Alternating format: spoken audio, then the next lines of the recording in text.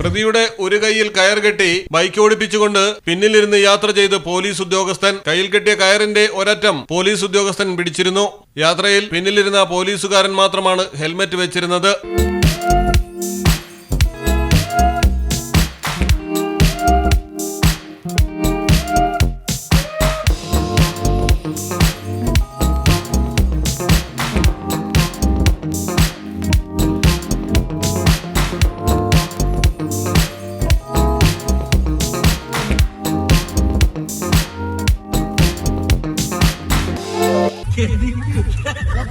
ലക്നൌവിലാണ് സംഭവം. മെയിൻപൂരിലെ ഹൈവേയിൽ ഇരുചക്ര വാഹനത്തിലാണ് പോലീസ് ഉദ്യോഗസ്ഥൻ പ്രതിയെ മുന്നിലിരുത്തി കയ്യിൽ കയറ് കെട്ടി വാഹനം ഓടിപ്പിച്ച് പിന്നിലിരുന്ന് സഞ്ചരിച്ചത്. പ്രതിയെ പിടികൂടി സ്റ്റേഷനിൽ കൊണ്ടുപോവുകയായിരുന്നു. പോലീസ് ഉദ്യോഗസ്ഥന്റെ ഗുരുതരമായ ഈ ബുദ്ധിശൂന്യതയ്ക്കെതിരെ മെയിൻപുരി പോലീസ് നടപടികൾ ആരംഭിച്ചു. News desk Malayalam television.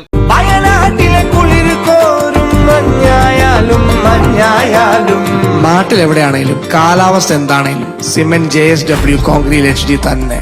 നാട്ടിലെവിടെ?